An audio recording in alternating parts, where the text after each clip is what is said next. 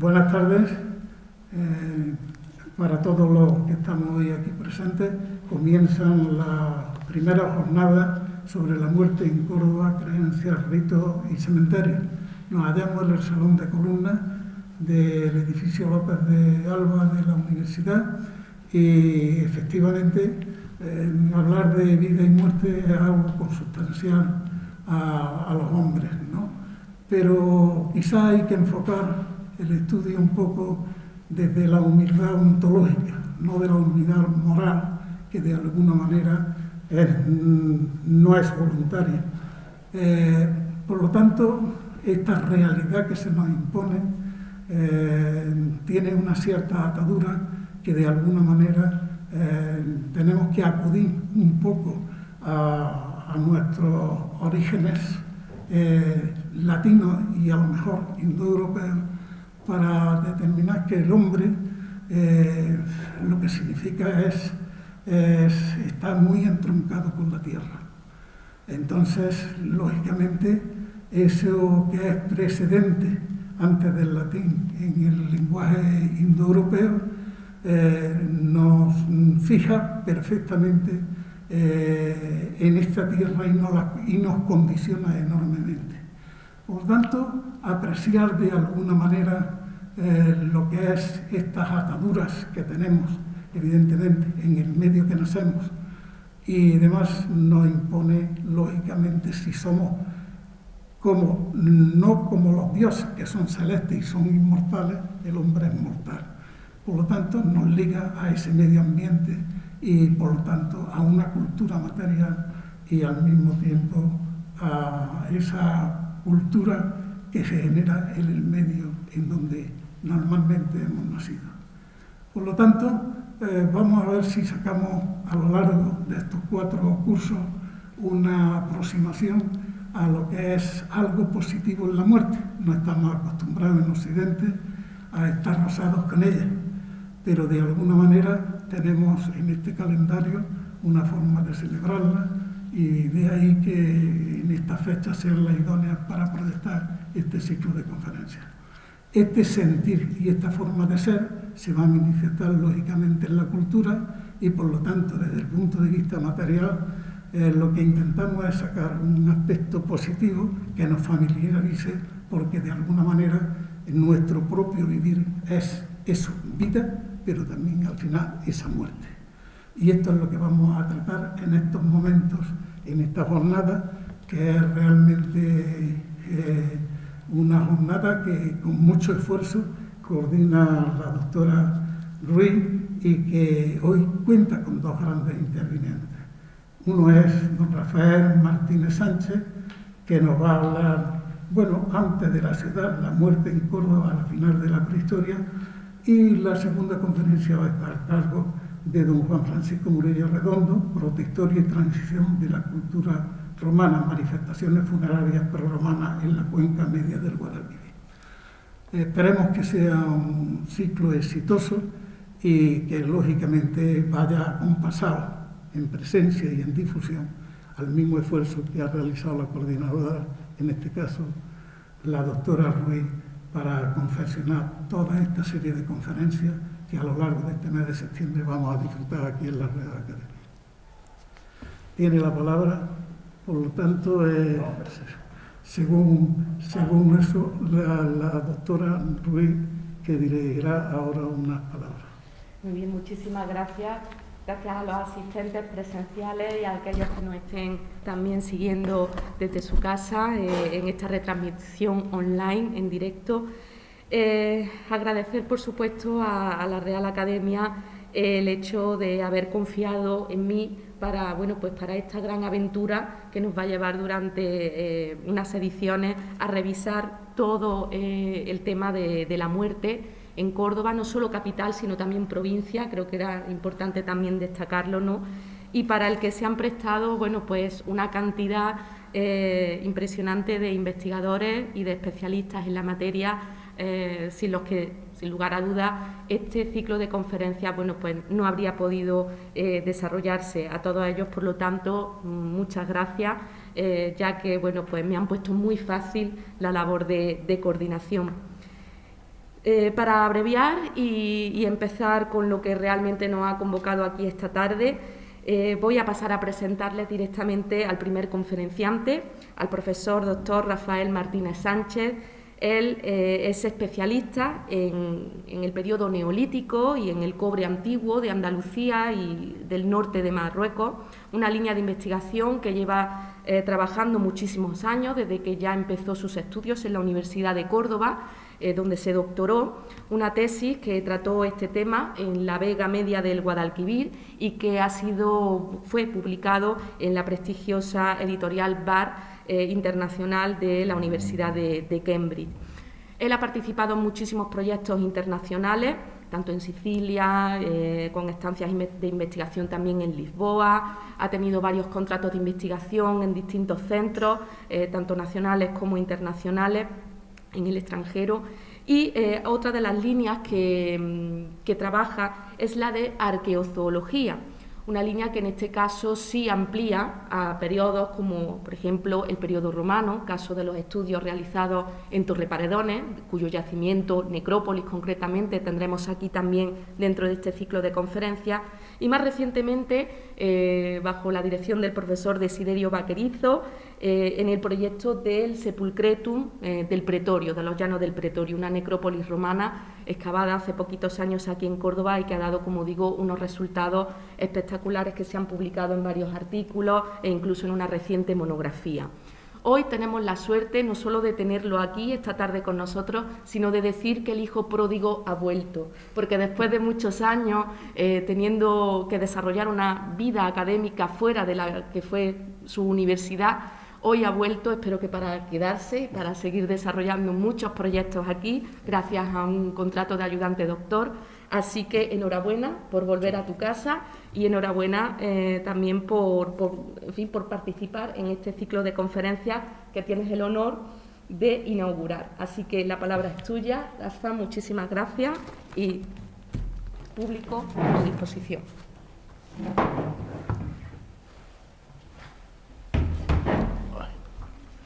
Bueno, ¿se oye? ¿Está encendido o lo ha dejado apagado? Sí, lo he dejado encendido. Pues muchas gracias, Ana, por tus palabras. De verdad que pocas veces me han hecho una semblanza tan cariñosa y estoy muy contento, efectivamente, de poder estar aquí.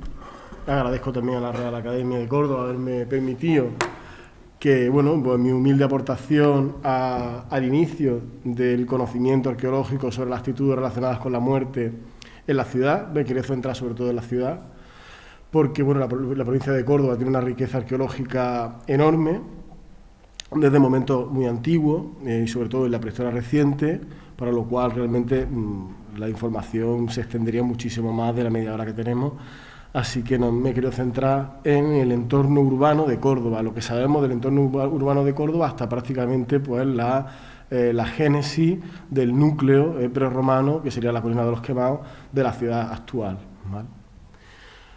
Bueno, pues sin más dilación, hechas las presentaciones, voy a ver si funciona esto. Sí, veo que funciona. Vale. Pues simplemente la charla se llama Antes de la ciudad, la muerte en Córdoba al final de la prehistoria. Y vemos, en primer lugar, como veis, esta imagen, que me vaya a disculpar porque la he robado de internet, ¿no? Creo que la ha hecho un artista, pero realmente desconozco su nombre, y en el cual está muy bien asesorado por miembros arqueólogos de la ciudad, y en la cual, pues bueno, pues se puede observar ahí, creo que para señalar el puntito, sí, el del medio, del centro, esto, vale. Como veis, bueno, tendría que señalar ahí la pantalla grande, supongo. Veis ahí, se ve claramente humeando ese núcleo urbano que sería la Colina de los Quemados. Y me gusta mucho esta imagen porque el meandro del Arenal aún no está. El meandro del Arenal se forma recientemente, en época ya, pues prácticamente en nuestra era, ¿no? Sobre todo a partir de la Edad Media. Una zona como de isleta, en el Guadalquivir, y ahí en el fondo se ven como unos humillos, una especie de un pequeño emplazamiento humeando, que ha querido representar el artista, que yo supongo que se refiere quizás al de la Ruzafa, que será uno de los lugares de los que hablamos. Pero en cualquier caso, el núcleo de la ciudad actual no está aquí, que sería prácticamente esta terraza del río, entre los distintos, hoy me estoy yendo para atrás, entre los arroyos que se ven acá. Este sería, digamos, el emplazamiento de la ciudad actual. Para ver las primeras evidencias digamos, de rituales funerarios, o al menos de depósitos sepulcrales relacionados con el casco urbano de la ciudad, o íntimamente relacionados con el casco urbano de la ciudad, aún no perteneciendo a en este caso formaría parte un poco de esa conurbación de la ciudad actual, tendremos que situarnos en Alcolea. He colocado un mapa de la batalla de Alcolea entre los liberales y los isabelinos, 1868, que está muy bien representado en el siglo XIX, en el cual se emplaza esta pequeña zona que hay aquí, muy cerca del puente, que sería la venta de Alcolea. Y justamente aquí será donde, años después, concretamente en 2005, aparezca uno de los poblados que haremos mención en esta charla. Y aquí una vista antigua del puente de Alcolea. Pero no nos vamos a centrar en este poblado en primer lugar, en este emplazamiento ocupado, sino en lo que constituyó esa entidad arqueológica, por llamarlo de alguna forma, que se llamó la Estación Prehistórica de Alcolea. Fue un nombre dado por Antonio Carbonell Trillo Figueroa, ingeniero de minas, como todos ustedes conocen, que en enero de 1924, supervisando la obra de la construcción del canal del Guadalmellato, de ese canal que desviaba el agua del pantano, del actual pantano del Guadalmellato, que es una obra antigua, bueno, de estos años, durante la construcción del canal para los regadíos, pues apareció un cráneo, que es este que ustedes tienen aquí, fotografiado, que se publicó con una celeridad asombrosa, ya os digo, fue en enero de 1924 el descubrimiento, y la publicación es de febrero de 1924, es decir, apenas unas pocas semanas después del descubrimiento. El interés del cráneo, fundamentalmente, porque hay muchas más cosas que aparecieron durante estos trabajos, ¿no? Como veis aquí, pues los ingenieros, don Antonio Carbonell Trillo Figueroa y estos de la Puente y Quijano y don Aurelio Rodríguez Díaz. Aquí también está la mano de la Torre y del Cerro, que también estaba implicado en la publicación de todos estos hallazgos. Aquí tenéis las zonas, digamos, de la Vega del Guadalquivir central, en este caso con la ciudad de Córdoba en primer término, y el lugar donde apareció este contexto, que sería prácticamente por encima del actual, un poquito al norte de la actual ciudad de Alcolea, un poquito de lo que hoy día sería la urbanización El Sol y la finca de la Valenzoneja. Y aquí tienen ustedes un plano, un croquis del lugar donde aparecieron estos hallazgos. Como veis, aparece representado el río Tamujar y el trazado, el arroyo Tamujar, que hoy día realmente la toponimia de los arroyos es algo que prácticamente muy poca gente conoce hoy día, tenemos que irnos a topografía y a mapas antiguos para poder dar con ellos, y donde se ve claramente el trazado del arroyo. Veis en un primer lugar, en un primer término, punto 1, que sería el hallazgo del cráneo, del famoso cráneo del que hablaremos a continuación, y ese punto 2, el hallazgo de un contexto en el cual aparecieron más restos humanos y que su cronología es bastante, relativamente reciente en comparación con la que se propuso, con la del cráneo. Se propuso la del cráneo, que veremos ahora a continuación.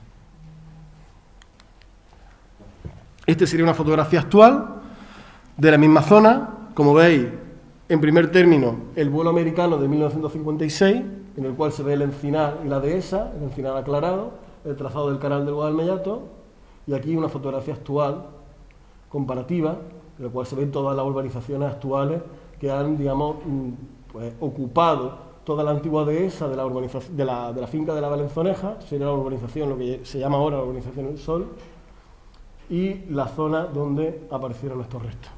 Hoy día completamente desfigurado por todas las obras actuales. De chalés, en su día creo que ilegales, hoy día pues parcialmente legalizados. Aquí la zona concretamente y aquí los puntos.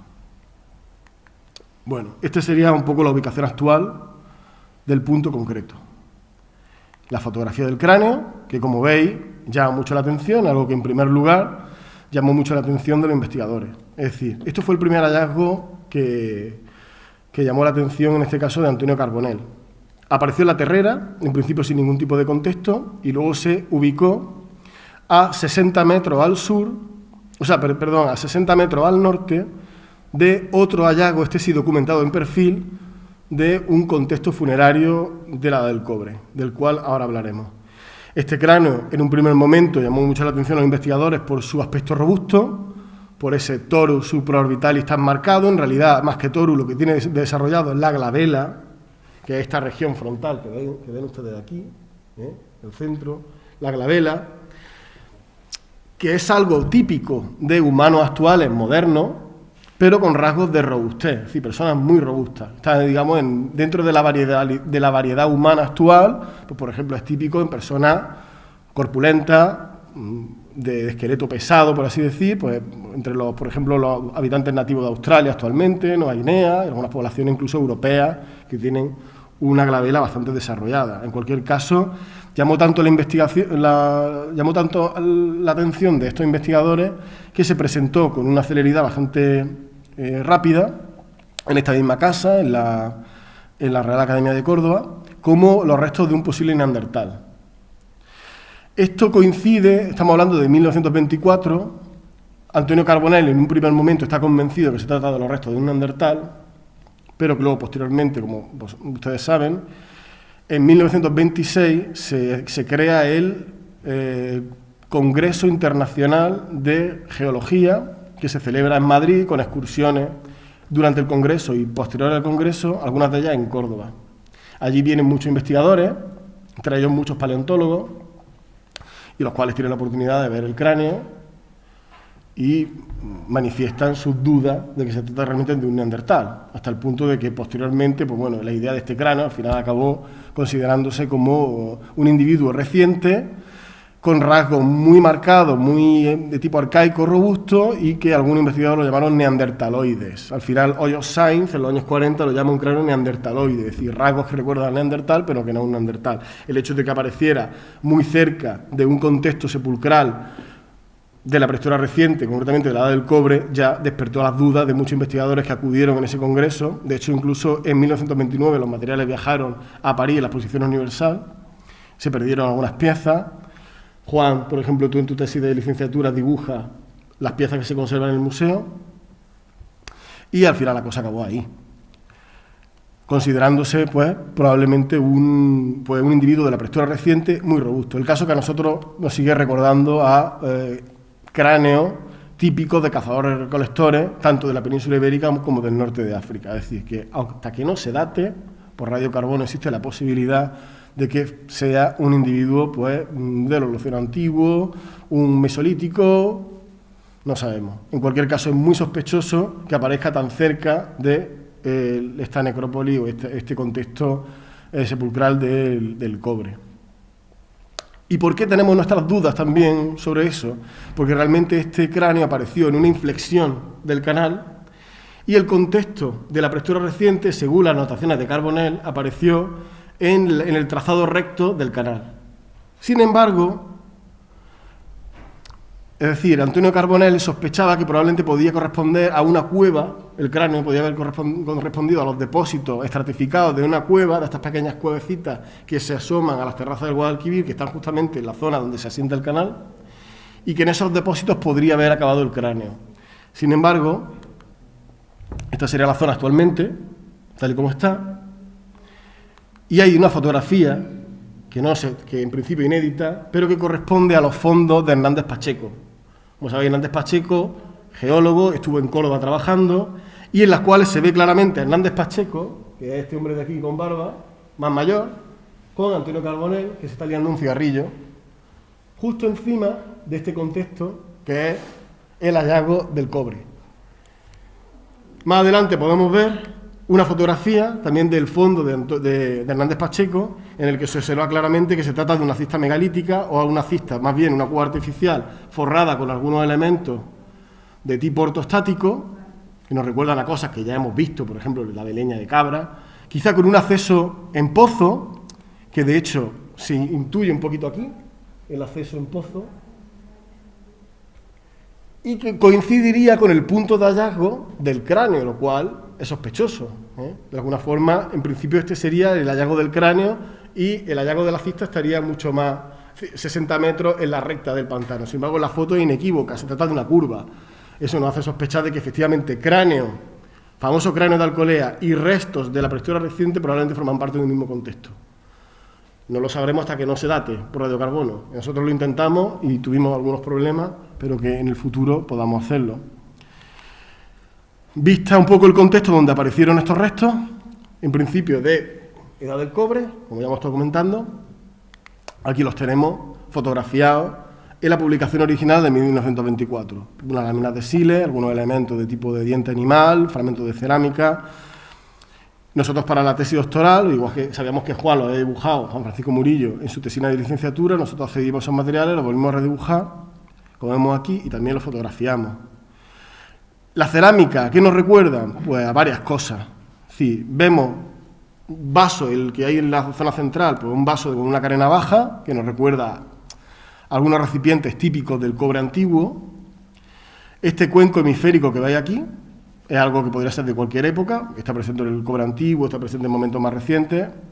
Y luego este vaso que vemos aquí también, pues claramente de un perfil compuesto, con ese pequeño cuello que nos recuerda a vasitos campaniformes no decorados que aparecen en cistas del suroeste, pues en la zona de Huelva aparecen, Portugal, Sevilla. Ese tipo de vasitos campaniformes no decorados, si se puede llamar campaniforme no decorado, algunos que no están de acuerdo, nos recuerdan a eso.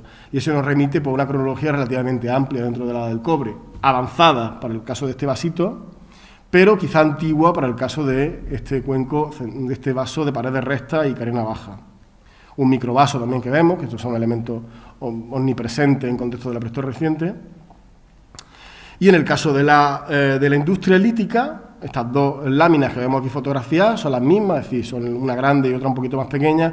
Pues la primera es una lámina de 2,5 centímetros de anchura, que está fracturada, no está completa, pero su longitud pues remite a elementos laminares de gran formato extraídos por presión con palanca reforzada o bien con presión de pecho, pectoral, hechas con una muleta. Es decir, para ello hace falta una punta de cobre para poder extraer por presión una lámina así. Estamos en un contexto ya de tercer milenio, siglo central del tercer milenio, quizá. La lámina que ven ustedes en segundo término a la derecha nos recuerda más a cosas que vemos en momentos más antiguos, asociadas a cazalas carenadas, es decir, segunda mitad, a partir del mediados del cuarto milenio, a partir del 3500, las tenemos presentes, también ahí en el tercer milenio, es decir, que está un poco ahí. Y este elemento de cuenta parece varicita, hay que analizarlo, no lo hemos podido comprobar, pero probablemente sea varicita. Hay algunas minas que se están explotando a partir del cuarto milenio antes de Cristo, tercer milenio, en Huelva, en Encinasola. Pues posible, remite un poco a esas cronologías de segunda mitad del cuarto milenio, tercer milenio antes de Cristo. Los restos humanos que aparecieron en ese contexto son de una docena de individuos aproximadamente. Interesantes, si no de interés, también hay rasgos de robustez, con la glabela robusta en este individuo que vemos aquí. Es decir, hay rasgos que se podrían llamar caracteres discretos que parece que son compartidos con el famoso cráneo de Alcolea, lo cual fuerza la interpretación de que probablemente sea un mismo contexto, un único contexto. Quizá Carbonell en aquellos años, él creo que tenía 39 años, 38 años aproximadamente, sabía que en 2 años iba a haber el primer congreso que se hacía en España de geología internacional, después de la Primera Guerra Mundial. Él había estudiado en Alemania, hablaba alemán fluido. Era un momento en el cual se había invitado por primera vez a Alemania a participar en el congreso, porque el anterior congreso había estado vetado tras el final de la Primera Guerra Mundial. Quizá tenían muchas ganas de lanzar, por así decir, la moneda al aire. Es una posibilidad. Para concluir con respecto a este contexto... ¡Uy! ¡Cuidado!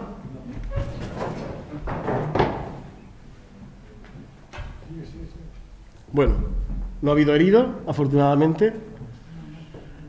Juan, ¿estás bien? Perfecto. Pues bueno, para concluir simplemente con este contexto, y ha sido una corriente de aire malévola, pues se trata de una estructura funeraria compuesta probablemente por una pequeña cámara o cueva artificial con acceso en pozo, quizá, esto es una hipótesis, reforzada por elementos ortostáticos, es decir, lo que sería prácticamente una cámara artificial excavada en una tierra bastante compacta, porque de hecho es la zona de inflexión entre el Mioceno, entre las calizas de la albaida amarilla del Mioceno y la terraza del Guadalquivir, luego una zona probablemente que se presta a la existencia de travertinos. De hecho, en nuestra visita, hemos hecho un par de visitas por la zona, hay quizás formaciones del travertino que están cortadas por el canal. A ver, sería interesantísimo que ese canal dejara de funcionar, se hiciera uno nuevo y se pudiera excavar allí a ver qué hay, ¿no? pero bueno, probablemente se trata de esa cámara que está forrada por esos elementos ortostáticos, por eso en las fotografías se han secado más rápidamente porque la roca es más compacta, no es más dura. Una docena de individuos, probablemente son los que están ahí. Habría que hacer un estudio antropológico preciso. Nosotros en su día fotografiamos todos los restos humanos, pero realmente luego no hemos continuado con ese estudio. Habría que, digamos, que contar con algunos antropólogos para poder determinar pues, el número mínimo de individuos que habría dentro de esa cámara. Y la cronología, pues bueno, en función de los elementos líticos que hay, obtenidos por punta de cobre con toda seguridad, y ese vasito de aspecto campaniforme no decorado, pues bueno, hay unos 1000 años ahí, es decir, entre 1300 y 2200, es decir, edad del cobre. No se puede avanzar mucho más, o no sería correcto avanzar mucho más. Tampoco sería raro considerar que una tumba, un sepulcro colectivo, como muchos dólmenes, tiene una vida muy larga, se van metiendo individuos fallecidos a lo largo de incluso 1000 años, un poco como con las criptas de nuestras catedrales, los cuales tienen una vida larguísima, individuos de la Edad Media hasta actuales, ¿no?, enterrados allí. Pues eso, un poco el mundo megalítico y sus asociados funcionan de este modo, es decir, son tumbas abiertas, son cámaras de ancestralización, por así decir, donde se van introduciendo individuos se descomponen, se disgregan, los restos van hacia otro lado, los cráneos viajan, se extraen, se dejan en otro sitio, se hacen paquetes de huesos, se meten en otro individuo, etcétera, etcétera. Una vida larga. Bueno, pues continuamos con nuestro paseo por la región cordobesa. Otros 2 yacimientos, concretamente. El primero, aunque viene como número 2, referenciado como número 2 en la imagen, el de Iglesia Antigua de Alcolea. Lo llamamos así, pues bueno, fue una forma de decidir un nombre. Quizás tendría que haberse llamado Antigua Venta de Alcolea, porque de hecho apareció justamente donde en el siglo XIX, en los mapas militares de la batalla de Alcolea, aparece la venta de Alcolea referenciada, justamente antes de entrar en el puente. Es una zona fantástica. Pues excavado entre 2005 y 2006 por los arqueólogos Rafael Clapés Salmoral, Ricardo García de la Mente, de la empresa Arqueocultura. Nosotros tuvimos oportunidad, cuando estábamos un poco peregrinando un poco el plan de la tesis, pues de colaborar con ellos y sacar adelante la información cuando ellos estaban excavando allí. Y el primero, bueno, referenciado como número 1, nosotros hablamos en segundo lugar, es el de la Ruzafa o Tablero Alto, que apareció en 2014 en una excavación dirigida por Fátima Castillo, de técnico Rafael Clapés. Rafael Clapés, que nosotros somos muy amigos, a él parece que le tocan todos los poblados con cazuelas carenadas del entorno de Córdoba, porque curiosamente el mismo arqueólogo le tocó uno y otro. Aunque en realidad hay un tercer poblado de cazuelas carenadas en el entorno urbano, pero como no ha dado muertos, no vamos a hablar de él de momento. O quizás otro más, 2 más. Algunos de los elementos de la cultura material de este sitio son cerámica bastante curiosa, una selección simplemente de elementos decorados. Lo más normal, o sea, los más abundantes en este sitio son cazuelas carenadas y fuentes carenadas, que realmente es el ítem característico, digamos, de esta cultura, por así decir, o llamarlo así, del cobre antiguo, de la segunda mitad del cuarto milenio antes de Cristo. Este tipo de vasos nos recuerda a cosas que hemos visto ya en la estación prehistórica de Alcolea, es decir, estos vasos de carena baja, platos realmente normales, cuenco muy abierto, y este pequeño idolito que publicamos en su día que nos recuerda o que es idéntico a elementos que han aparecido en el sur de Portugal, tanto en la zona de Comporta, desembocadura del Sado, como en el área de Évora, muy similares. Es decir, culturalmente realmente forman parte de un mismo ambiente probablemente cultural. Este sería uno del plano, digamos, de los elementos relacionados con este momento, con el cobre antiguo de la zona, una vista general durante las excavaciones. Y durante esta primera excavación de 2005, de la cual se encargó Rafael Clapés, pues aparecieron los restos de un individuo, como veis aquí, parte de una pierna, parte de un vaso, muy mal conservado. Prácticamente solamente pudimos alcanzar a que era un individuo masculino, simplemente por la escotadura ciática de la pelvis, realmente tampoco es que sea determinable 100%, pero muy probablemente masculino, bastante robusto y adulto. No se conservaba el cráneo, ni se conservaba prácticamente elementos dentales que pudieran implicar un estudio más pormenorizado. Y que dio una datación de 3200 a.C. Es decir, 3200, para que nos hagamos una idea, pues cobre antiguo, finales del momento de las cazuelas carenadas, es decir, pues prácticamente durante la fusión, digamos, del Alto y Bajo Egipto, la unificación del Alto y Bajo Egipto, por así decir, ¿no? Época del Imperio Antiguo, de muy inicio, predinástico e Imperio Antiguo, para los que nos gusta siempre trabajar con cronología egipcia.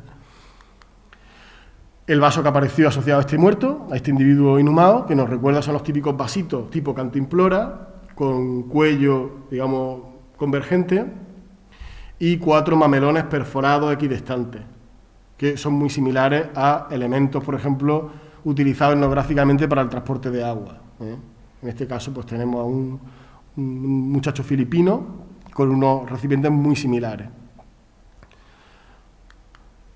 El otro yacimiento es la Ruzafa, el tablero alto, excavado en 2014, como ya dije, por Rafael Clapet, fundamentalmente, y en el cual pues, aparecieron una serie de estructuras que habían sido cortadas y muy alteradas por la construcción de lo que parece ser la Almunia de Ruzafa, de Rabán I. Sí, evidentemente van buscando los sitios mejores, la venta de Alcolea, y en este caso lo que sería la Ruzafa. Son zonas seguramente con manantiales, surgencias, áreas muy fértiles, donde el agua se puede desviar, va a su peso, y se puede desviar para hacer jardines, huertas intensivas, etcétera. Zonas muy interesantes.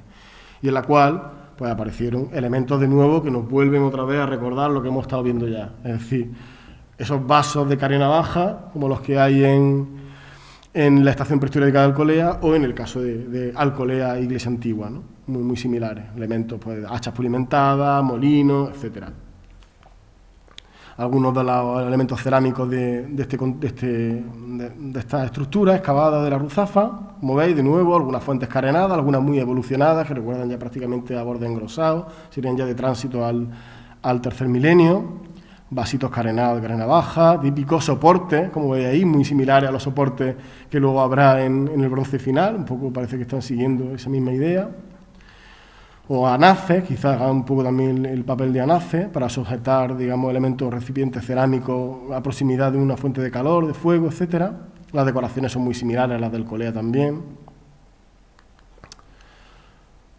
Y en la cual, pues bueno, la industria lítica de nuevo nos vuelve a estos tipos que hemos visto ya anteriormente, es decir, son pues, prácticamente grandes láminas prismáticas obtenidas por presión reforzada con punta de cobre y cuya fuente pues, está probablemente en el subético medio, vamos, entre Nájar y Loja, que es donde están las fuentes del subético medio, donde se extraen estos núcleos para obtener estas láminas.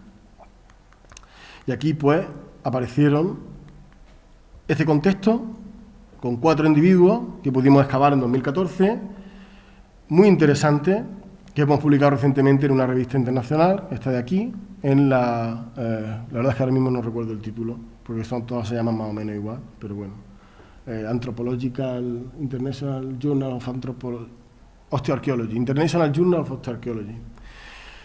Y bueno, básicamente los resultados de la intervención, las antropólogas fueron Inmaculada López Flores y Úrsula Tejedor García, y en la cual, pues bueno, pudimos ver un primer individuo adolescente. Como veis, todos estos individuos están inhumados a la vez prácticamente, o prácticamente no, es decir, se trata de un enterramiento simultáneo en el cual no hay abertura, no es como un dolmen, en el cual se van introduciendo individuos, luego se van, digamos, reduciendo y introduciendo otros nuevos, sino se trata de una estructura excavada en la cual se meten estos individuos y luego se tapa.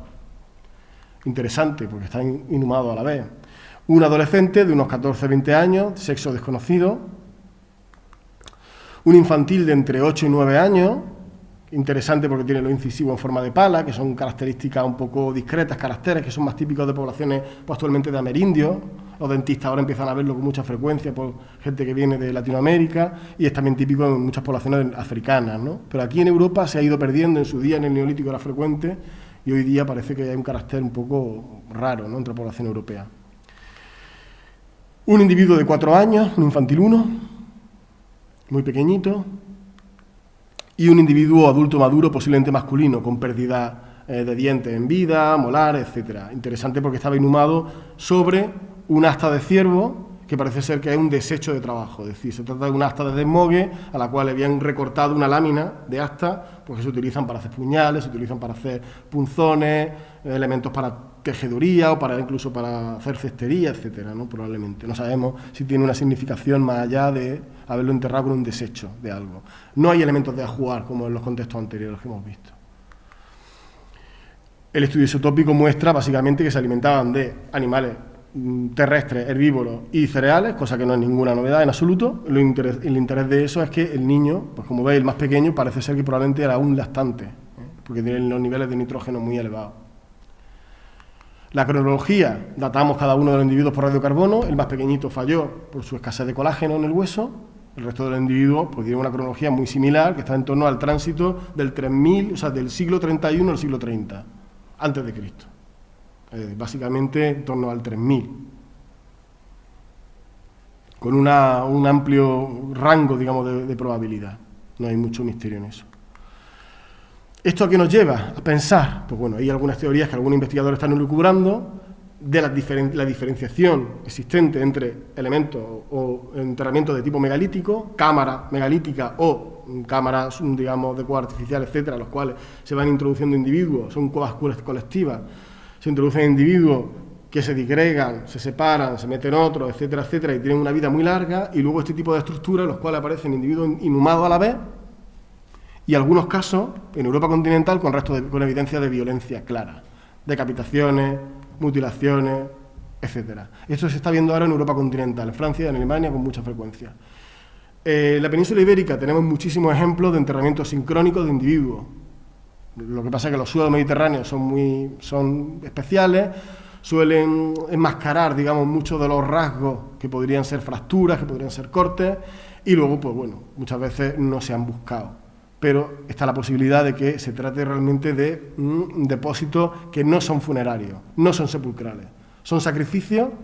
No hay ningún problema en Andalucía en considerar que las inhumaciones de animales, que son frecuentísimas en este tipo de estructuras, son sacrificios, todo el mundo está de acuerdo, pero ahora hay gente que se está planteando si los enterramientos humanos de esas mismas características también lo son. O bien estamos un poco alucinando. Esto realmente, pues simplemente a nivel contextual, esto es un mapa, ahora mismo hay muchísimos más yacimientos de esta época, pero nos da una idea de que realmente todo el Guadalquivir medio y la campiña de Córdoba está llena de emplazamientos poblacionales con estas características de momento de las cazadas carenadas, ¿vale? ¿Más noticias? Bueno, pues simplemente para concluir. Hay noticias dudosas a partir de la tesis de Rosario Cabrero y del listado manuscrito de Juan Bernier, una fotocopia de los cuadernos de Juan Bernier que nos proporcionó Antonio Moreno y Carlos Vera hace años, en el cual parece ser que también influyó, o más fueron utilizados por Rosario Cabrero en su tesis doctoral, y en el cual hablan de dos localizaciones en trasierra desconocidas, una Córdoba 1 y 2, que podría ser una de ellas, el Trilito que cita Carbonell, cerca de la parroquia. La noticia en el cortijo del Alcaide, junto al meandro de Casilla, donde sabemos que hay una ocupación del tercer milenio antes de Cristo, lo sabemos, calcolítica, hemos encontrado materiales, pero parece ser que en vida de Juan Bernier apareció allí un contexto sepulcral que desconocemos prácticamente todo. Yo no sé si Juan, luego posteriormente hablaré con él, si a él le suena alguna cosa de esta. Ahoganiño, que probablemente es un río que se llamaba así, un arroyo llamado Ahoganiño, un nombre muy horrible, pero que está hoy día en donde está el lago azul de Atlan, ha desaparecido completamente. De hecho, probablemente el cauce de Ahoganiño es lo que ha formado el lago azul, donde también hay noticias de un hacha de bronce y numerosos restos prehistóricos se han encontrado en las inmediaciones de Córdoba, etcétera. Eso lo cita Carbonell, y Rosario Cabrero cita un punto, que sería el 129, que probablemente sea el mismo contexto. Y luego se habla de un túmulo en el barrio del Naranjo, que quizás sea la casa de ejercicios espirituales que cita Juan Bernier. No sabemos nada más de esto. Más detalles aislados, pues bueno, el Liébana, un compañero, José Luis Liébana, en 2008, pues me dio a conocer este puñal que había aparecido pues en un enterramiento en fosa con un individuo en posición fetal acompañado por un puñal de bronce y punzón metálico de sección cuadrada. Todo ello bajo el nivel de la necrópolis islámica, muy cerca de la antigua facultad de agrónomos. No sabemos nada más, ni qué pasó con eso. Sabemos que salió en 2008, tampoco conozco el nombre del director de la actividad. Sé que José Luis trabajaba allí, creo que estaba como técnico, no sé mucho más. En época más reciente, después de la Edad del Cobre, más datos, pues el enterramiento que apareció en el Campo de la Verdad, en Acera del Río, en 2009, en la excavación dirigida por Isabel Jabalquinto Expósito. De lo cual pues tampoco sabemos mucho más. Sabemos que en su día pues, me avisó, la estuvimos viendo y está un poco las fotografías que son mías. Se excavó completamente y recuerda, bueno, se pone un poco en contacto con los restos de la Edad del Cobre y la Edad del Bronce que se conocen en el Campo de la Verdad cuando se construyó la iglesia y se construyó la barriada en los años 40 y 50. De hecho, lo cita el antiguo director del museo, Samuel de los Santos. Y eso es todo.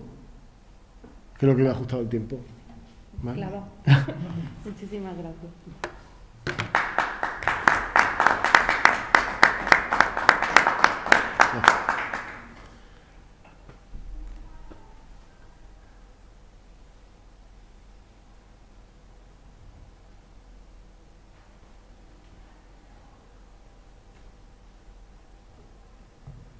Juan se va a quedar allí.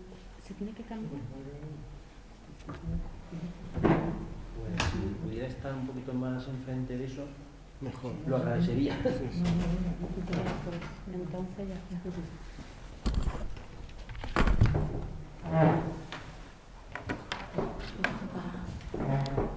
Juan, para pasar la perspectiva. Gracias, yo soy muy patoso. Esto es para adelante Sí. y esto es para atrás, ¿no? Sí. Ay, espérate. He visto antes que hay una que ha perdido la transparencia y es fundamental que recupere la transparencia. Estamos en directo. Un segundito.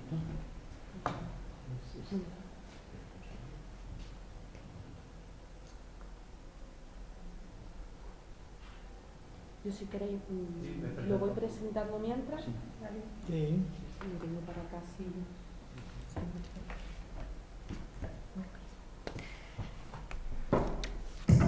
Bien. Bueno, muchísimas gracias, Rafael. Ha sido una conferencia muy interesante, con muy pocos datos, ¿verdad? De ese pasado tan remoto de Córdoba. Es muy difícil hacernos una idea, pero bueno, yo creo que él ha puesto las bases de un estudio mucho más profundo. Paso a presentar al siguiente conferenciante, a Juan Francisco Murillo. La verdad es que sería prácticamente, imposible, ¿no?, abarcar en unos pocos minutos el currículum que lleva detrás el doctor Juan Francisco Murillo, ¿no?, conocido por todos.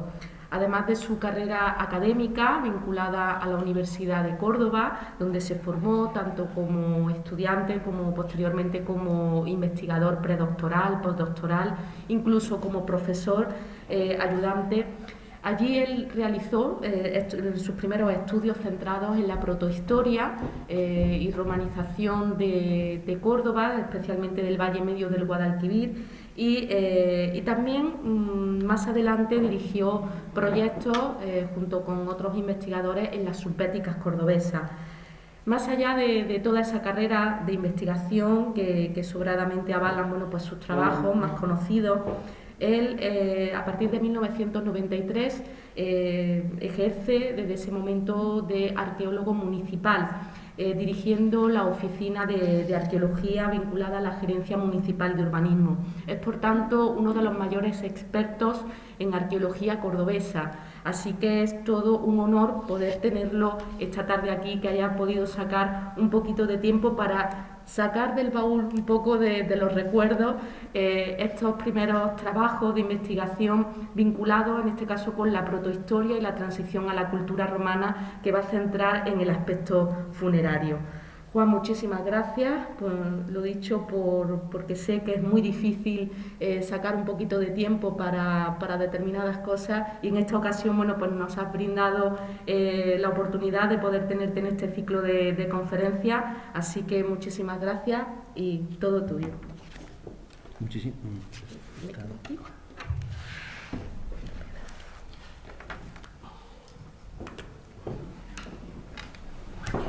Muchísimas gracias a ti, Ana, por permitirme rejuvenecer 30 años y volver un poco a mi juventud sobre un tema que fue el de, uno de los aspectos de mi tesis doctoral, y que posteriormente he seguido trabajando en él, aunque ya desde una segunda fila, porque mi trayectoria profesional se ha ido por otros derroteros. Y lo que yo querría hoy transmitirles es cómo la muerte es el reverso de la vida, no el reverso de la vida, es lo mismo, es la vida misma, ¿no? Y cómo nos puede proporcionar una información fundamental para comprender lo que esas manifestaciones cotidianas, esas manifestaciones de la vida de todas esas generaciones que nos han precedido, pues podemos obtener muchísima información de ella. De hecho, en los próximos días, pues Ana, que se ha especializado en sacar información del mundo de la muerte, junto con Desiderio Vaquerizo, pues nos van a deleitar con aspectos muy importantes, porque sirven de contrapunto para centrarnos en aspectos que, más allá de la materialidad, nos llevan al mundo de las ideas, un mundo que desgraciadamente en esta sociedad, en esta cultura que nos ha tocado vivir, cada vez está más dejado de la mano de Dios. Bueno, quería empezar con esta imagen que es de rabiosa actualidad, de los últimos días, esta leona de la Rambla, que ha sido fechada ya, se le han dado muchísimas cronologías, pero que evidentemente, con ese detalle de ese carnero que tenemos ahí, que está medio devorando, pues nos está indicando ya que no es precisamente de las imágenes más antiguas de ese mundo ibérico, entre comillas. Ese concepto de ibérico tiene luego mucha nota, ¿no? Mucha nota a pie de página, pero nos está indicando ya ese momento en el que estamos pasando de esas culturas, de esa gran civilización autóctona de Andalucía, al contacto con Roma. Y por eso quería un poco, pues, utilizarla como preámbulo, porque nos lleva indefectiblemente a pensar que las manifestaciones funerarias de Andalucía, del sur de la península, están vinculadas con esto que tenemos aquí. Ahí tenemos el santuario heroico del Pajaroncillo en Huelma, Pozo-Moro, el monumento funerario de Pozo-Moro, y un león, creo que es de Baena, esta leona es de Baena, que posiblemente estaba rematando, pues, uno de estos monumentos funerarios. Todo de origen oriental. Todo esto ha venido con esa gran coine mediterránea que ha estado funcionando durante muchas etapas, esas globalizaciones parciales que hemos conocido a lo largo de nuestra historia.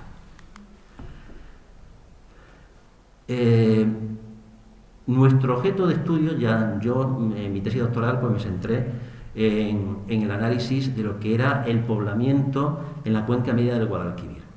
Y cuando hice ese estudio, pues me llamó la atención que las manifestaciones funerarias de todo lo que es, yo me centré grosso modo entre el siglo X y el siglo VI, pues las manifestaciones funerarias pues brillaban por su ausencia.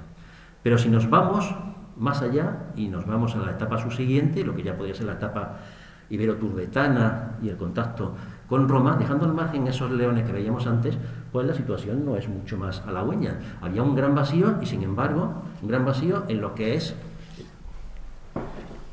la vega fluvial, el sector de sierra al norte, pero sin embargo, en las estribaciones de la subbética, en esta zona de acá, contábamos desde hace bastante tiempo con grandes necrópolis, como la de Almeinilla, aunque es cierto que ya una cronología bastante tardía y cada vez parece que más tardía. Entonces, llamaba mucho la atención ese auténtico desfase entre lo que es una enorme información procedente de los asentamientos y la falta de información del mundo de la muerte. La cuenca media del Guadalquivir, todos la conocemos, es donde vivimos, pero realmente es casi un pequeño mundo dentro de Andalucía. Y Córdoba se ha beneficiado a lo largo de su historia de esa situación privilegiada. Hay otras ciudades andaluzas que no comparten, digamos, esta diversidad de espacio, de ecosistemas, de posibilidades, distintas posibilidades de obtener recursos, como Córdoba. Está situada, como sabemos todos, junto al Guadalquivir y a escasísima distancia, a muy escasa distancia de la sierra, dominando un amplio sector de campiña y con unos recursos potenciales enormes, tanto desde el punto de vista agrícola y ganadero como desde el punto de vista de obtención de recursos estratégicos, de a partir ya del tercer milenio serán recursos estratégicos como son los metales. Ahí arranca buena parte de la fortuna de Córdoba como ciudad, y eso explica que estemos aquí, pues desde hace ya muchos milenios. Junto a ello, la situación estratégica, un punto clave en las comunicaciones a lo largo del Guadalquivir y entre la meseta y la depresión bética,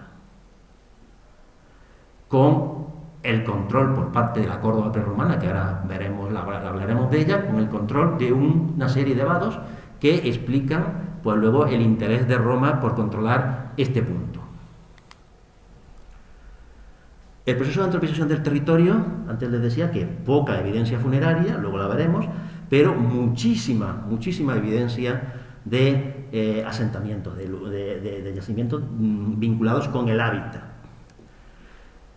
Esta información está extraída de la Carta Municipal la Carta de Riesgo Arqueológico Municipal de Riesgo, y podemos establecer múltiples niveles de lectura del paisaje a través de ese proceso de antropización.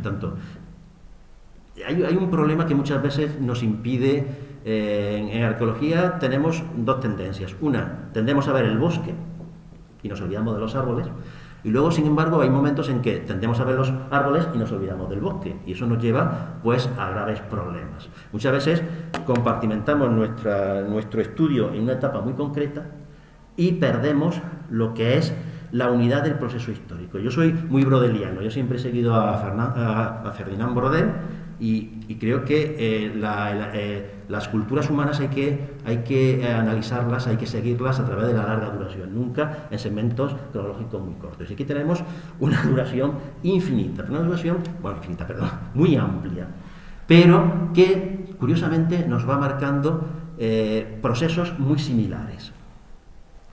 Esto sería un poblamiento sincrónico, y aquí tendríamos los yacimientos correspondientes en el término municipal de Córdoba a la prehistoria reciente y a la protohistoria. Ya Rafael nos ha hablado de esa fuerte implantación neolítica, una de las grandes novedades. Cuando yo hice mi tesis doctoral, hablábamos de neolítico inicial, calcolítico inicial o calcolítico antiguo. Ahora sabemos que hay una etapa ahí muy particular en el cual el neolítico final y el calcolítico inicial prácticamente son la misma forma de vida y se prolongan una en la otra. Pero las formas de asentamiento vamos a ver que no solamente entre el neolítico y el calcolítico, sino también en el primer milenio. Y vamos a verlo ahora. Pero eso es una línea. Hay otra línea que determina que el hábitat busca otro tipo de lugares, y por razones distintas a las que vemos, por ejemplo, en este patrón de asentamiento, en el cual estamos viendo comunidades campesinas.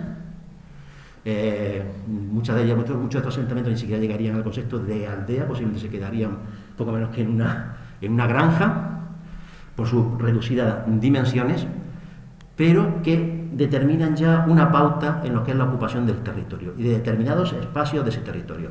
La tipología formalizada por Rafael Martínez, los horizontes que están muy claros. Antes él hablaba del horizonte de las cazuelas carenadas, las grandes cazuelas carenadas, ese momento del neolítico final, primeros momentos del calcolítico, en torno a final del cuarto, muy comienzo del tercer milenio, que inmediatamente se ven sustituidas por los bordes engrosados que él nos enseñaba, la cazuela de borde engrosado nos enseñaba ya esbozadas ahí en la clínica de la Rusafa, y en el último momento, pues por la difusión de lo que sería pues una moda de decorar la cerámica, un elemento que es mucho más profundo que una moda simplemente cerámica, sino que podría estar relacionado con aspectos muy interesantes de interrelación entre grupos más allá de lo que es pequeños segmentos espaciales, una pequeña, entre comillas, globalización de determinados elementos. De hecho, aparece en toda la fachada atlántica. Es algo muy característico y permite fechar muy claramente un determinado momento de nuestra prehistoria reciente. Los asentamientos, Rafael nos había enseñado ya algunos, aquí tenemos otros. Todos tienen la misma característica. Todos esos puntitos que veíamos antes son asentamientos de estas características, unos de mayor extensión, otros de menos. Son todos lo que llamamos estructuras verticales, negativas, es decir, elementos excavados. Su funcionalidad se ha discutido muchísimo, no vamos a entrar aquí a ello porque nos llevaría días, pero lo cierto es que los han ido colmatando con todo. basureros, silos, elementos de hábitat con una parte ligeramente excavada, se ha dicho de todo. Pero lo cierto es que es el modelo característico del cuarto y del tercer milenio en la cuenca media del Guadalquivir. Aquí tenemos otro, ahí tienen la sesión de uno de esos fondos, de esos fosos, y nos da una estructura un poco caótica, pero sin embargo, aquí ven esa arqueología negativa, realmente lo que se quitan son los rellenos y lo que queda pues es esa perforación sobre el terreno geológico, que siempre además el terreno geológico que se busca unas características muy especiales, sobre todo se busca drenar ese terreno, es decir, evitar que la humedad se almacene en esas zonas. Eso es también un elemento muy interesante. Pero que allí donde se ha podido excavar en extensión de este tipo de asentamientos, pues nos dan una lógica, estos marroquíes bajos en Jaén, este es el origen de la ciudad de Jaén, y bueno, pues ven ustedes, ahí en esas reconstrucciones que se han hecho, no son reconstrucciones estas tipo cómic que se inventa uno, sino que son restituciones muy serias y se ve perfectamente por las características que tenían estos asentamientos. El mundo de las ideas, Rafael nos ha enseñado ya varios enterramientos. Estos elementos pudieron servir para la función original que tuvieran, más luego como basureros y también para una deposición funeraria muy particular, como antes indicaba Rafael.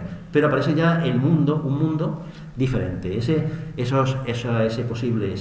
seguro ídolo con sus paralelos, con sus elementos que nos marcan ese mismo contexto de ese mundo de los poblados de fosos y de protegidos por zanjas,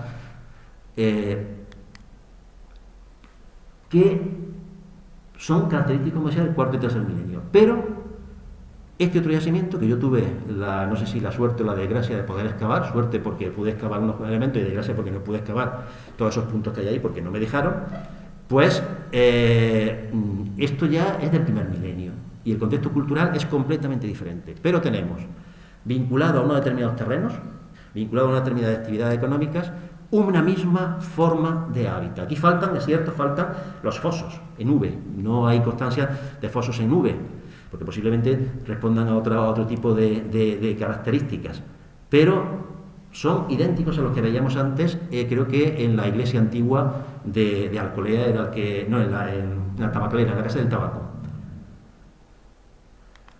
Y enterramientos que curiosamente pues nos llaman mucho la atención y son muy similares a lo que veíamos antes. Aquí no tenemos un asta de ciervo, pero sí tenemos la mandíbula de un servidor en este enterramiento.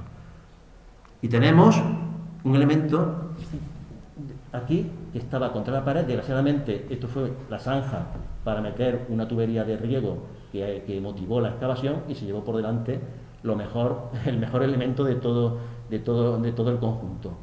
Pero aquí afortunadamente quedó un individuo, estaba entero, es decir, no era un paquete de huesos, sino que estaba entero, en una posición sobre el costado izquierdo, contra la pared de esa fosa, y lo que fue muy curioso es cómo el relleno se había formalizado con estas capas de cantos rodados que habían ido sellando lo que era la deposición de ese relleno. El material característico del siglo IX, estas urnas bicónicas con decoración pintada tipo Guadalquivir I, y esta plaquita decorada, que desgraciadamente fue machacada por la pala excavadora, que nos lleva a un mundo muy particular y que lógicamente no tenemos tiempo de detenernos en él. Vamos viendo que esa continuidad en los asentamientos, en las propias estructuras de hábitat, en el propio mundo funerario, evidentemente va cambiando la tecnología, las producciones cerámicas, van cambiando las modas, va cambiando, la sociedad se va complejizando, pero vemos una continuidad evidente. Pero en este momento se produce una revolución, y es que a lo largo del segundo milenio estos asentamientos en llano empiezan a también aparecer en alto. También hay algunos de estos asentamientos en alto pues estoy pensando, por ejemplo, en la Ermita de los Moros en Montoro, también hay este tipo de poblado, en la fase más antigua. Pero hay algunos de estos asentamientos que ya estaban en funcionamiento en la etapa anterior, en ese neolítico final y en la edad del cobre, pero a partir del segundo milenio sufren una gran transformación. En la zona de Palma del Río, lo que es el tránsito entre este tipo de asentamientos, como el de Vega Santa Lucía que habíamos antes, y este otro de la Saetilla, que es ya lo que podemos denominar un oppidum, pues un asentamiento en altura, pues se materializa en torno al cambio entre el segundo y el primer milenio. En otros, este es el que me ha fallado, ese cambio entre el segundo y el primer milenio, en algunos asentamientos, en algunos lugares, ya está en el segundo milenio documentado. De modo que ese patrón de asentamiento que tenemos ahí en lo que es la cuenca media del Guadalquivir, si lo superponemos con el estado en época romana, aquí ha fallado la transparencia de esta imagen, que no sé por qué la ha destrozado, pero veríamos cómo esos núcleos principales, es decir, estos elementos, que son los asentamientos principales que articulan un determinado territorio, coinciden en la mayoría de los casos con posteriormente los lugares principales en época romana, y realmente siguen coincidiendo con muchos de nuestros pueblos y ciudades. Es decir, ahí está, en el segundo milenio, está el origen de la mayor parte de los asentamientos, de los actuales núcleos de población de la cuenca media del Guadalquivir. Por ejemplo, Monturque, comienzo del tercero, primera mitad del segundo, con este horizonte. Castilla de Aguilar ya un poco posterior, con ese puñal alabarda, como lo queremos denominar. Aparecen las armas, nos está indicando que algo está cambiando. No es que antes no existiera violencia, Rafael hablaba de posibles sacrificios, aquí estamos hablando de violencia, aquí estamos hablando ya de guerra directamente, de conflictos por el control del territorio y el control de recursos estratégicos. Nos lo están diciendo las armas, nos lo están diciendo las murallas y la jerarquización del poblamiento. Antes, en el cuarto milenio, teníamos prácticamente un único tipo de asentamiento. A partir del tránsito entre el segundo y el primer milenio tenemos ya dos tipos de asentamientos.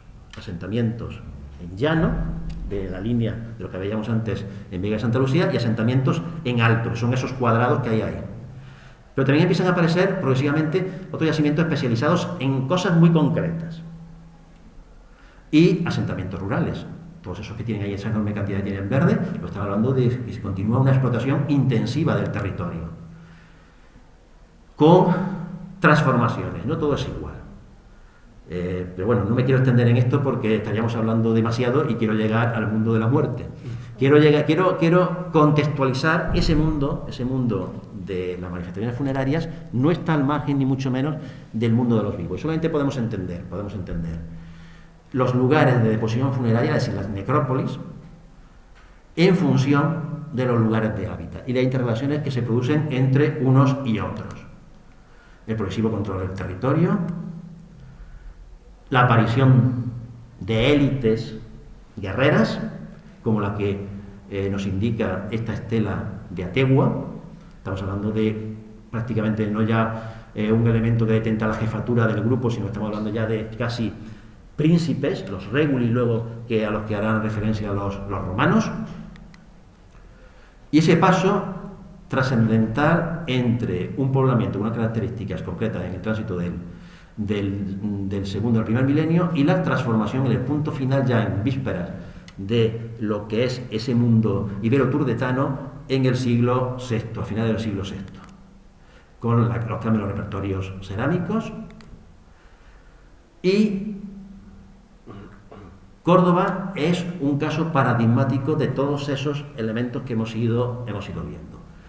Córdoba, en el estado actual de la investigación, sabemos que antes de la ciudad había una serie de pequeños asentamientos en su entorno, que a partir de un determinado momento, que es el segundo milenio, comienzan a concentrarse aquí, en esta parte donde está el actual Parque Cruz Conde y el Teatro de la Cerquía, pero que el asentamiento realmente ocupaba todo esto. La diferencia es que aquí tenemos una estratigrafía en algunos puntos de hasta 11 metros y aquí, sin embargo, pues hay zonas donde tenemos una estratigrafía que no llega ni a 1 metro. Pero, porque además responde a distintas flosiones. Este, que es el núcleo de Córdoba que yo establecí en el año 94 en mi tesis doctoral, de la Córdoba prerromana, luego hemos encontrado lugares, yacimientos fuera de ese perímetro, es decir, era más amplio, aquí y aquí, y sí, también sabemos que hay zonas donde no aparece absolutamente nada, que es todo esto más todo esto. Y sabemos también que las necrópolis estaban aquí, en la zona donde antes Rafael nos enseñó ese puñalito, que ahora le comentaré de dónde viene. Bueno, un asentamiento que tenía 100 hectáreas, era más grande que la Córdoba romana que vamos a ver ahora, la Córdoba de la fundación de Marco Claudio Marcelo. Ahí tenemos la estratigrafía, la primera estratigrafía publicada, la de Luzón y Ruiz Mata en 1973 a la izquierda, la que obtuve yo en el 92, los elementos de esa excavación, con pavimentos, de cantos, el paso de un determinado tipo de estructuras a otras y de materiales constructivos a otros también estaba bastante claro aquí,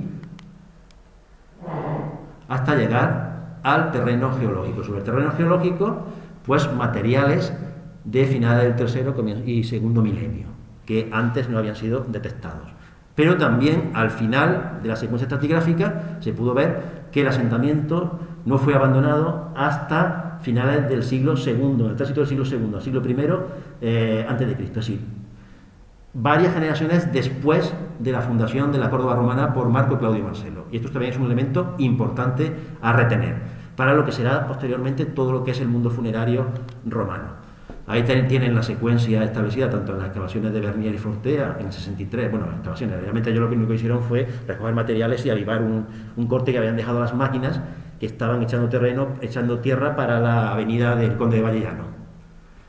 La de Luzón y Ruiz Mata en el 73 y la mía. Y entramos en el mundo de la muerte. Tenemos el asentamiento de lo que es la Córdoba prerromana y tenemos varios emplazamientos vinculados a lo que es esta ocupación. En la plaza de Santa Teresa, junto al río, antes Rafael hablaba del cambio del meandro del Arenal. Creo que la información que tienen no es muy correcta porque el meandro está ya formado bastante antes de los tiempos en que estamos nosotros. De hecho, no hicieron un estudio geofísico del Consejo Superior de Investigaciones Científicas, un estudio de geomorfología fluvial, que determinó los cambios en el meandro y lo pudo fichar bastante bien. ¿Perdón? Bueno, pero es que como estoy señalando, perdón. Se me olvida que estamos en directo. Perdonen ustedes los que están en casa. Es que aquí no sé si puedo, sí puedo marcar también, pero no sé si sirve para algo. Perdón. Entonces, luego hablaremos y te pongo, si quieres te puedo pasar el estudio porque es bastante interesante respecto a esa imagen que donde prácticamente no existía meandros. El meandro está aquí desde el Holoceno. Seguimos. Me interesa aquí un dato y por eso he puesto ese recuadro ahí abajo. Bueno, no sé si los espectadores están viendo eso o no están viendo. Sí, pues entonces lo marco ahí. Bien. Y fíjense, este es el territorio teórico, eso quiero decirlo, teórico, muy teórico, de Córdoba, pero posiblemente esto respondía más o menos al territorio directamente controlado de la ciudad de Córdoba. Y fíjense ustedes en esta línea, que es esta que hay aquí, por lo que ahora les voy a decir, que está más o menos a la altura del Cortijo de la Reina, ese punto que parece que es un lugar fronterizo. Bueno, los emplazamientos con material que podría, en unos casos es clarísimamente de contexto funerario y en otros casos lo podríamos discutir, son los siguientes. Uno, la Plaza de Santa Teresa. Cuando se hizo la actual avenida, con el puente que se construyó, el puente del Arenal y demás, pues se localizaron una serie de materiales junto a cenizas y huesos quemados y en estos contenedores. claramente bronce final, con además decoración incrustada de botones de cobre, y que posiblemente por la ubicación, como lugar de hábitat es un poco extraña porque es un lugar inundable, de hecho estaba colmatado por el lecho de inundación del río, es posible que la posterior gran necrópolis islámica de Secunda tuviese ya un antecedente allí desde época protohistórica. Sería uno de los pensamientos. Otro sería, también lo enseñó antes Rafael, este fragmento de campaniforme que procede de la iglesia de San José, la iglesia de ¿cómo le llaman? Del Cerro, me parece que le llaman, que es muy interesante porque no es un campaniforme cualquiera, sino que tiene este elemento simbólico que es un posible ciervo, que junto con otros elementos como soles y demás, pues tiene una complejísima simbología. Este caso no sabemos si procede de un contexto funerario o no, pero es probable, teniendo en cuenta además, como bien ha indicado Rafael, de ese pequeño núcleo de la calle, ¿cómo se llamaba? La acera del río, una excavación que se hizo hace unos años, donde aparecieron estos elementos. Es posible que también aquí pues hubiese alguna fosa con algún elemento enterrado, en un momento en el cual ya al otro lado del río, Quemados estaba empezando a configurarse como lugar central en el poblamiento de esta zona. Y también la continuidad, ya en un momento mucho más tardío, posiblemente no, del siglo VI, siglo V, este broche de cinturón, de lo que se denominan de tipo céltico, este que tenemos aquí abajo, que procede del mismo sitio, de la iglesia de San José. Posiblemente todo esto nos está indicando que ahí había pues unos espacios funerarios a muy escasa distancia del asentamiento de la Córdoba prerromana. Pero continuamos y vamos al Naranjal de Almagro, esos terrenos que están junto a la antigua Escuela Técnica Superior de Ingenieros Agrónomos, de donde un poquito más arriba, en una zanja paralela al que se hizo para el Plan Especial de Infraestructuras Eléctricas, para meter un tendido eléctrico, pues ahí aparecieron una serie de elementos, entre ellos este puñalito, pero también aparecieron dos urnas, dos vasitos típicamente ibéricos, turretanos, cronología, la que le queramos dar. Y un poco más abajo, el problema de esto es que esto procede no aparece en una excavación, sino que procede de los coleccionistas, ese mundo tan opaco de los coleccionistas, pero que proporciona unos datos impresionantes. Tenemos este conjunto, esto procede de un conjunto cerrado, de un enterramiento, con esta urna, he terminado ya, con esta urna, con este plato y fundamentalmente con este elemento, que es un vasito de cerámica campaniense con una cronología clarísima entre el 210 y 190, perfectamente fechado, todo procedente de una misma sepultura, excavada en un hoyo y tapada por una losa. Ejemplos en miles de sitios. Del Naranjal de Almagro, del mismo sitio que vemos, pero también del Naranjal de Almagro, pues con una diferencia cronológica de 7 siglos, tenemos esta urna bicónica que tenemos aquí arriba, que también estaba llena de cenizas. Y de hecho todavía cuando yo la estudié todavía contenía cenizas. Quise coger una muestra, me dijeron que nada, que solamente dibujarla, punto, no te permiten más cosas. Y ahora nos vamos pues a lo que les enseñaba antes, que es este punto, aquí, en el Cortijo de la Reina. El Cortijo de la Reina, desde hace ya muchísimo tiempo sabemos que allí aparecían cerámicas griegas a patadas. Desgraciadamente yo la he prospectado muchísimas veces y solamente he encontrado algunos fragmentos, pero he visto muchas colecciones, conozco muchas colecciones, muchos coleccionistas que tienen cerámicas áticas de Cortijo de la Reina, idénticas incluso con imitaciones de copas jonias, idénticas a las que aparecen en Colina de los Quemados y en la Córdoba prerromana. Pues están hablando de que ahí hay una necrópolis importante con una cronología entre el siglo VI, siglo IV. Pero hay elementos más antiguos, y esos elementos más antiguos son estos que tenemos aquí. Estas dos estelas y estas 3 urnas bicónicas. El mundo de las estelas no vamos a entrar a discutirlo porque también nos llevaría siglos, pero sí que me interesa que aquí, si damos crédito a la palabra de quien lo descubrió, una de estas estelas estaba sobre Con lo cual eso nos está introduciendo en un ámbito muy interesante. En una zona donde tenemos constancia de necrópolis con posterioridad. Es decir, podríamos tener un lugar de enterramiento desde el siglo IX hasta al menos el siglo IV. No está vinculado a un gran asentamiento. Y, como puse antes, está justo en el límite del territorio directamente controlado desde Córdoba. En el Llano del Castillo tenemos también evidencia de enterramientos del siglo VI, siglo V posiblemente. Ahí hay algunos elementos de engobes rojos, cerámicas grises y demás vinculados a posibles enterramientos.